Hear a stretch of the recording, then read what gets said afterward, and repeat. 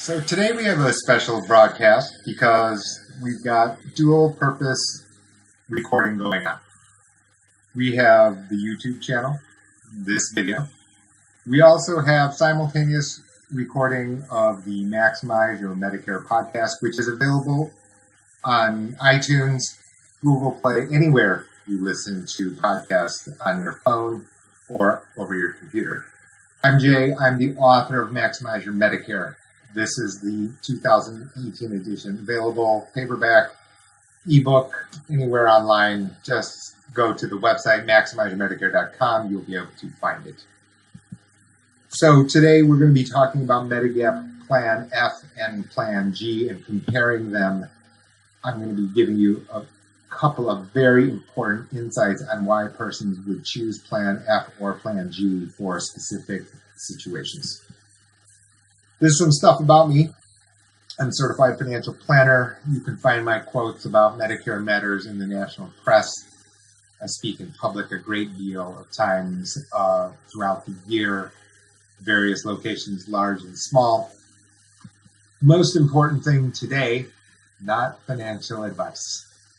In order to give financial advice, I need to know a lot more about you specifically. So while I'm qualified and licensed to give financial advice to people, that doesn't mean that today's video, my newsletter, the podcast, the 67 episodes, none of it financial advice. On we go. This is the standardized Medigap grid. So quick rundown. Remember, you need to have Part A and Part B. None of the new applicants to Medigap have prescription drug coverage, means you have to buy Part D separately. Some people pass because they have access through the VA, for example. That is a possible way. We will discuss whether or not that's the best way in future episodes. But the point here is that the first word here from the slide calling it standardized. What does that standardized mean? It means that they are directly comparable to one another. Meaning that you can see the source here is Priority Health, which is high quality insurance carrier based in Grand Rapids, Michigan. Well, the fact of the matter is that, let's just call it Plan M from this carrier, is identical to Plan M at every other carrier. There is no leeway for the carrier to have any differences in the quality of coverage, in the terms and conditions of the coverage. They are identical down to the comma. Of those plans, Plan F is the most dominant, most popular. It's not dominant meaning 50%, but it is the most popular amongst those plans that you see here. Generally speaking, higher premiums. Why is that? Very simple. No out-of-pocket expenses for medical services as long as those services are deemed to be reasonable and medically necessary as defined by Medicare. So if Medicare approves the procedure, whatever health services you've received, healthcare services you've received, then Plan F will pay for the out-of-pocket expenses that original Medicare, the red, white, and blue card, does not cover in full. Like other Medigap plans, Plan F has a similar other set of very important characteristics. Number one, no network. Meaning, if they accept your red, white, and blue card, they'll be accepting your Medigap plan. There's no way for the carrier to change the terms and conditions of your coverage. No way. So what ends up happening is the carriers have to call it guaranteed renewable. And that's a technical term. It's an insurance jargon term, which basically says as long as you pay premiums, the same terms and conditions when you signed up, they continue. Meaning that the only one that can cancel is you. Now, the terms and conditions stay the same. That does not mean the premium will necessarily stay the same. So I'm going to veer off here for just a moment. It cannot be, future increases are not based on your case. It is based on the pool of other policyholders that the carrier is defining. We'll get that to the end. In addition to that, right, the carriers must use 80% of premiums received on claims for that pool. So, if they do not, they will give you a refund. They must give you a refund. That is a clause built into the Affordable Care Act. So I hear, well, yeah, they get you in and then they just start increasing the prices. That has limits. They need to use 80% of their premiums received on claims. Plan G is also clear. You can see here by the bullet point. The premiums are lower, assuming it's the same carrier. Okay, why is that? Well, in addition to responsible for the Part B premium, a point I made before, you can see the asterisk at the bottom. You are also responsible for the Part B deductible, which is $183 in 2018, unchanged from 2017, but it can be changed by the CMS annually. And the CMS is the Center for Medicare and Medicaid Services. That is the governing body of Medicare. Well, it's the governing body for the billing and administration, I should say, more accurately. So like Plan F, once you meet the Part B deductible of $183, there are no out-of-pocket expenses for Part B services. There are, again, no network, no way for carrier to change the language, no way to change that coverage, even though the premiums may change. Same medical loss ratio, that 80% still applies. The only one that can cancel is you. So it looks like these two plans are very, very similar, except for the Part B deductible. You'd be right. Almost.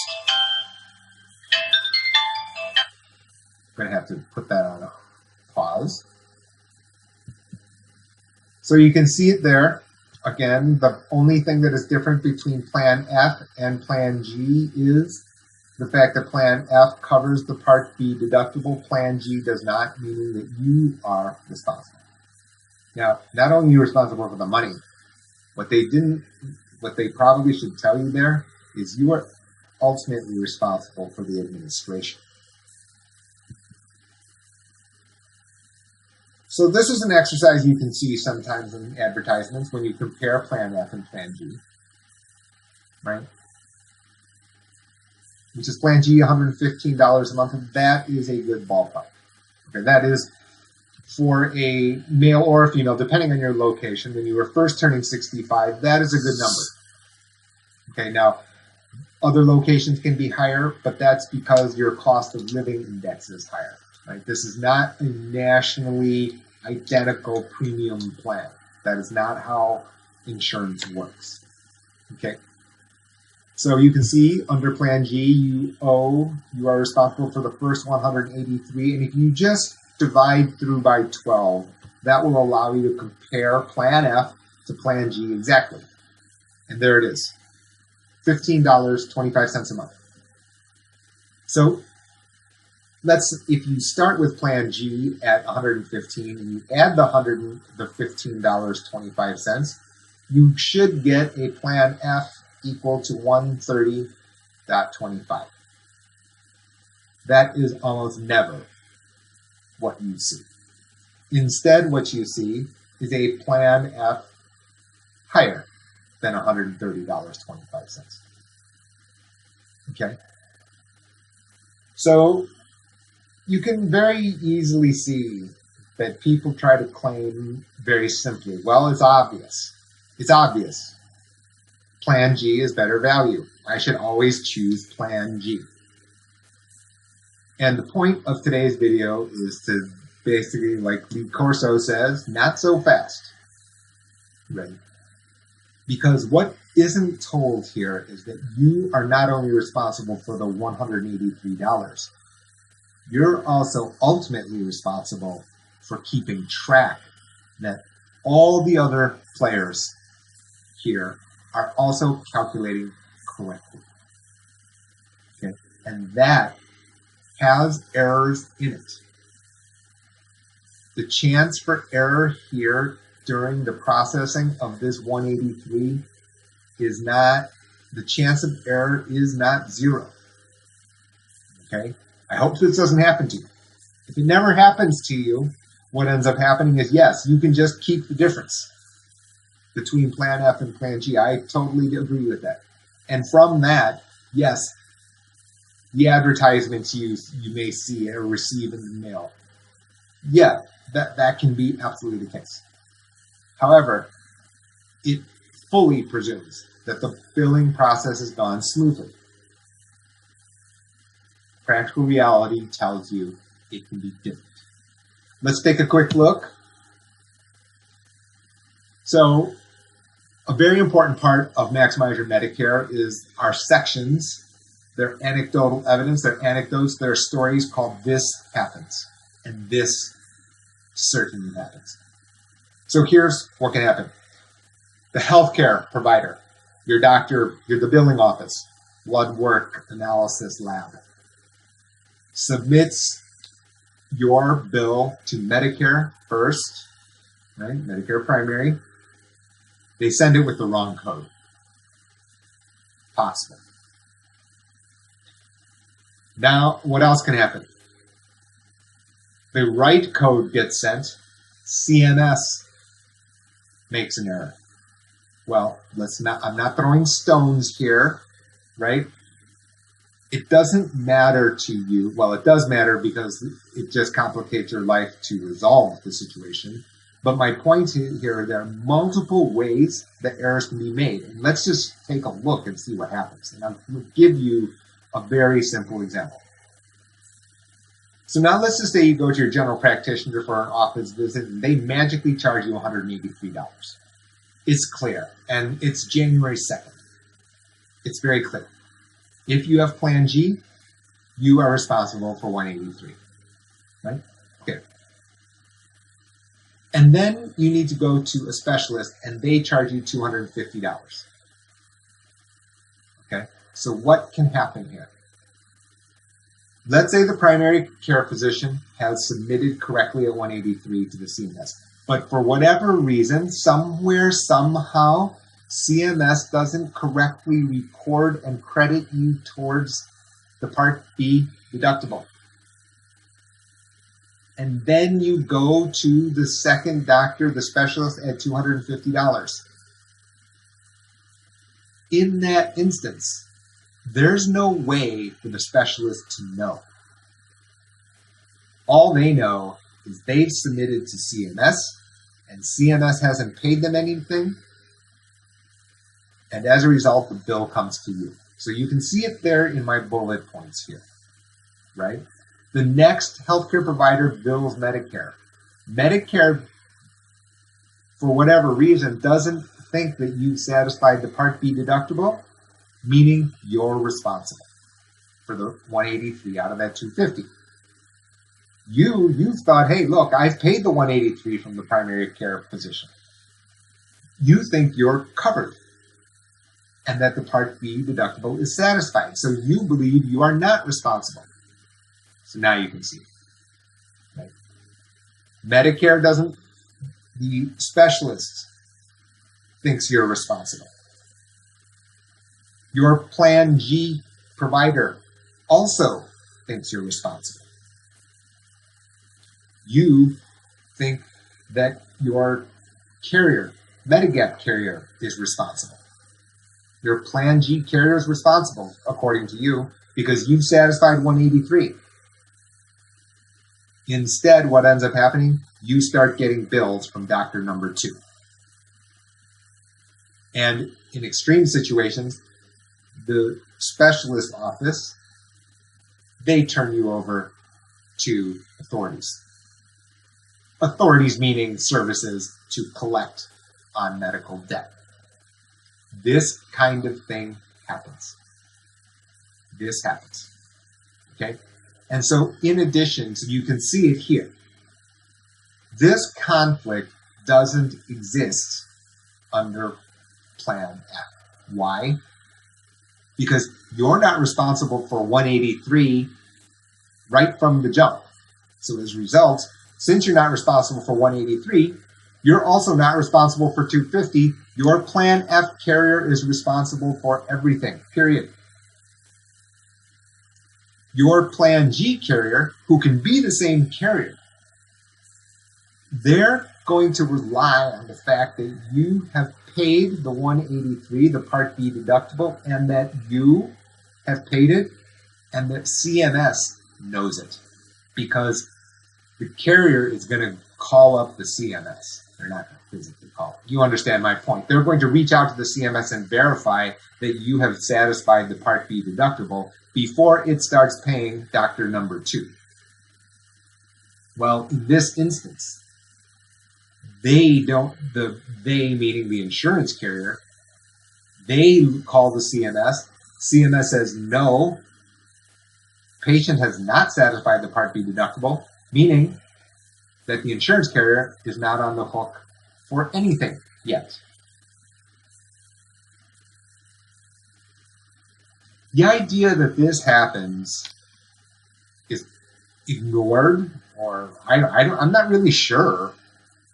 I think what it is that people just look at the math and without the practical reality, without actually meeting people that this happens to and see the distress that it creates.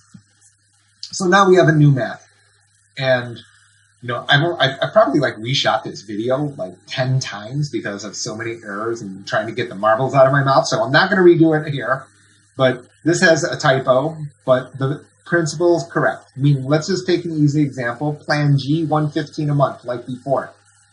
And if I add the $15.25, you get to $130.25. Now, let's say your Plan F is $140 a month and not $130.25. So, which means that you're paying an extra $9.75 a month. Okay. Now, this highlighted stuff for people on the podcast, you don't have to see this typo. The people here on the video, you can see it. I have $14.75. It's actually $9.75. I was going to make a different Plan F price.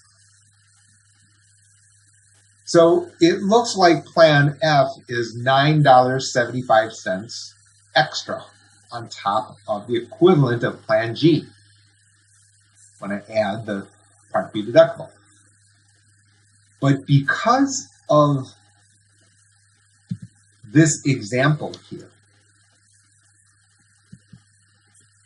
the reality is Plan F has also removed another risk, which is the risk of administrative error. Now, I didn't say this is good value at $60 extra on top. I didn't say that Plan F is a good idea at $200 a month compared to $115. All I'm doing here on this podcast, on this video, is presenting to you this comparison. That it's a private and ultimately a financial question. Is this worth it? Well, that's up to you. That's not my role here to tell you. I told you, not financial advice. It's not my role here to tell you with certainty that F is better than G or that G is better value than F.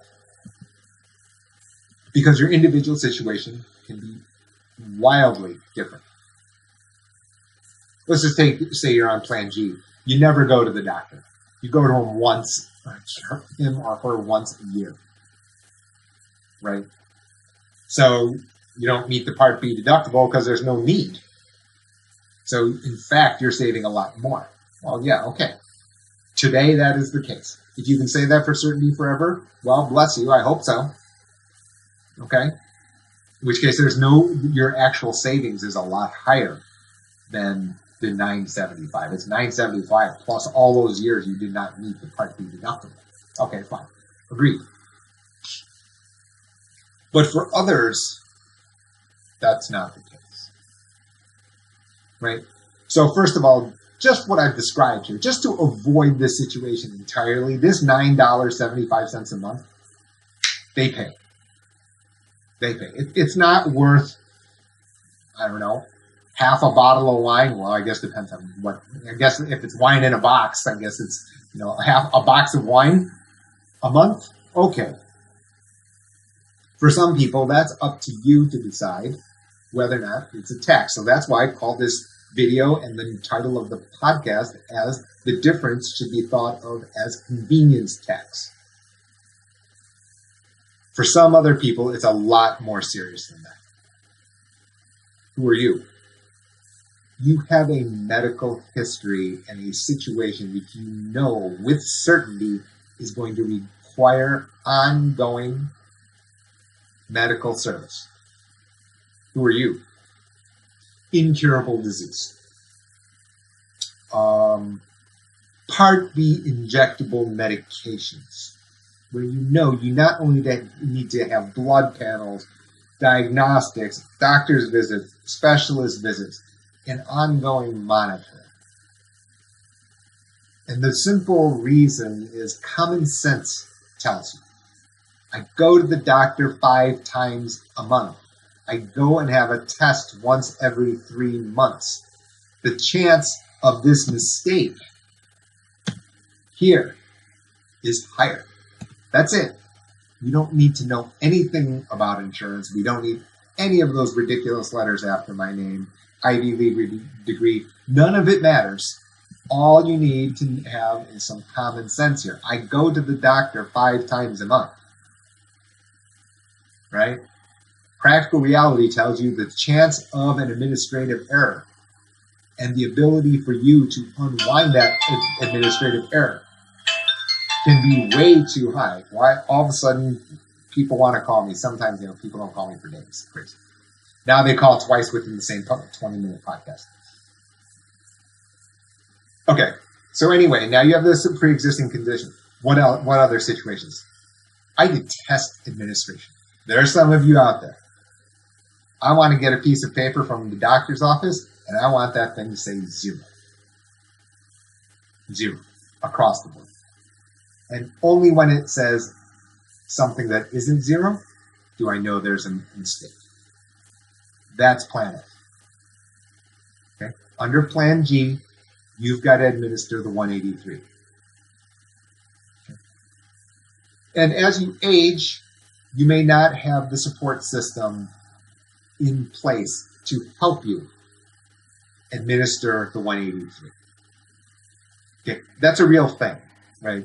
New York Times, we are running out of caregivers right for the generation when it needs it the most.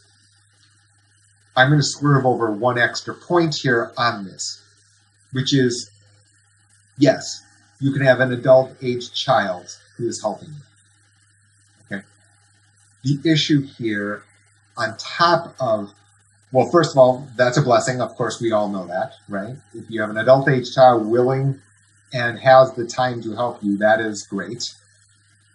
That all said, Medicare works differently. Right? And what is troubling, the challenge to Medicare, the reason that crazy people write books about Medicare is very simple. The language looks the same. The language works differently under Medicare. Last point, then we're done. I don't need to wear you out here on this podcast. 2020, Plan C, Plan F will cease to exist for new policy applicants. Okay, so now I get to take my victory lap because we do get to go into the time capsule. The 2013 edition of Maximize Your Medicare, the original, it said, look out, these 2 plans are subject to being changed dramatically. And a couple of years ago, that dramatic change occurred. You cannot newly apply for Plan C, Plan F on January 1st of 2020. That cannot be the effective date. Okay? That also means that existing policyholders, what I said before still stands, meaning if you are a policyholder of Plan C or Plan F, no one can kick you out, period. The only one that can cancel is you. Now, I've been asked over the last months, both on air, on talk radio, as well as, in the press, national press. Journalists have asked me. They've asked me, given the fact that Plan F is not going to exist in 2020, doesn't this mean that Plan F premiums are going to start accelerating? Because of the fact you're not going to have newly turned 65s as part of the policyholder pool. And before we conclude that, the answer is going to be uncertain. Yes, no, uncertain. This one is uncertain. It is, again, not a slam dunk that the answer is yes. Okay, why is that? Because the reason is that right now, if you're 75 years old, it is very unlikely right now that you're grouped with the 65-year-old. It's almost inconceivable. Why is that? Because the people who are speculating that this is what's going to happen, they don't understand that the carriers are doing this today already. They've been doing it. You see, every single time you see the plans have been repriced. Carrier number 5 has entered into your state, and then 3 years later they've repriced their entire set of Medigap plans. They could have been regrouping all of you and starting new policyholder pools. That's their right to do so. That's their prerogative to do so. I'm telling you, that is what's happening now. So the idea that in 2020, all of a sudden we're going to be flipping some light switch which was not used, that is not possible. I'll leave that with you to conclude what you want with that information. All I'm saying is that the rationale that I'm hearing about it, the speculation that I am hearing, witnessing, doesn't have that extra fact added in there. So then all of a sudden people start running rampant, right? And I don't need to tell you, you've got a society which loves to take the soundbite and run rampant. That's the website for the book, MaximizeYourMedicare.com. There's a free newsletter, it gets sent out every Saturday. I'm not going to call you. I'm not going to write you. The newsletter can be shared. You should share it. Because part of the system part of the systematic problem we have is not only do you not necessarily have all the full facts. I hope you do. But there are persons who aren't watching this, who are not listening to the podcast, who do not read the newsletter, but they should. That's my schedule. So I run a professional firm. You can reach out to me as you wish. Please subscribe to this YouTube channel. Next up, I'll be comparing Plan F and G to Plan N, which is another popular plan.